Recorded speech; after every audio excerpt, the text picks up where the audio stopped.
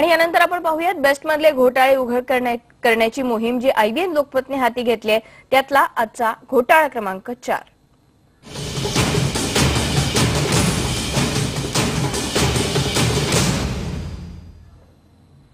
उद्या बेस्ट जर खड्ड्यात गेली तर त्यात फक्त वरिष्ठ अधिकाऱ्यांचाच नाही तर खालच्या अधिकाऱ्यांचाही तितकाच वाटा असेल। ज्या संस्थेने 2 वेळचं जीवन दिलं त्याच संस्थेला या अधिकाऱ्यांनी अक्षरशः पोखरलेलं आहे। हे आम्ही सांगत नाहीये तर बेस्टचा सुरक्षा अहवाल सांगतोय आणि आज आम्ही त्याचाच पर्दाफाश करतोय। टॅक्सीचं किमान भाडं 21 रुपये, रिक्षाचं किमान भाडं 17 रुपये, लोकलचं किमान भाडं 5 रुपये, बेस्टचं किमान भाडं 6 रुपये।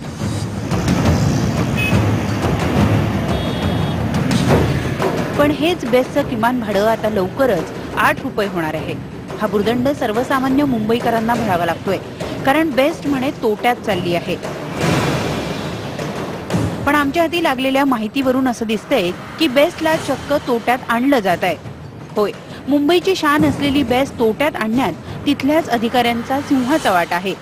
ज्या संस्थेनं आपल्या मुलाबाळांच्या तोंडाला घास दिला त्याच संस्थेला इथल्या अधिकाऱ्यांनी वाळवीसारखं पोखरून टाकलंय।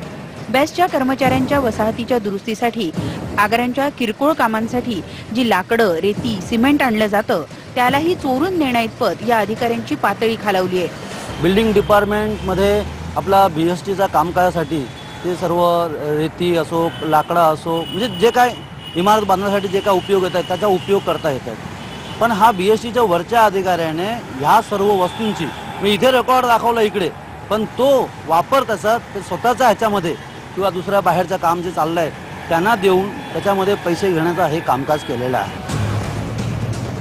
तुम्हाला ऐकून आश्चर्य वाटेल पण गोराईच्या डेपोच्या बांधकाम विभागाच्या अधिकाऱ्यांनी असं सामान चोरून आणि स्वतःच कंत्राट मिळवून तब्बल 6 मोठी कामं केली आहेत। गोराई स्कॅमच्या संदर्भात अँटी करप्शन ऍक्ट जो आहे, भ्रष्टाचार प्रतिबंधक कायदा, ह्या कायद्याखाली मी भ्रष्टाचार प्रतिबंधक ब्युरोकडे तक्रार केलेली आहे। कारण ह्याच्यामध्ये असं दिसतंय की BSTचा जो काही पैसा आहे, BSTचं जे काही सामान आहे ते खाजगी सोसायट्यांसाठी वापरलं गेलेलं आहे। याच्यामध्ये BSTच्या टेंडरिंग सिस्टीममध्ये जो घोटाळा चाललेला आहे की सगळी टेंडरं आपणच मागवायची आणि त्याच्यातलं खालचं असू दे किंवा वरचं असू दे काम आपणच करायचं।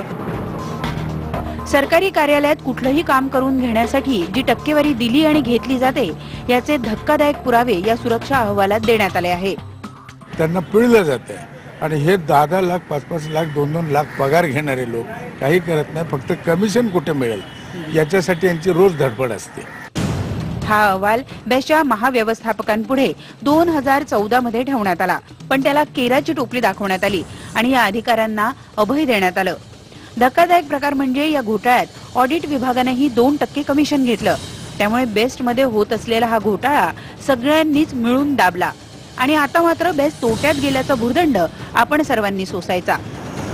व्हिडिओ जर्नलिस्ट प्रवीण शेट्टीसह प्रणाली कापसे, IBN लोकमत, मुंबई।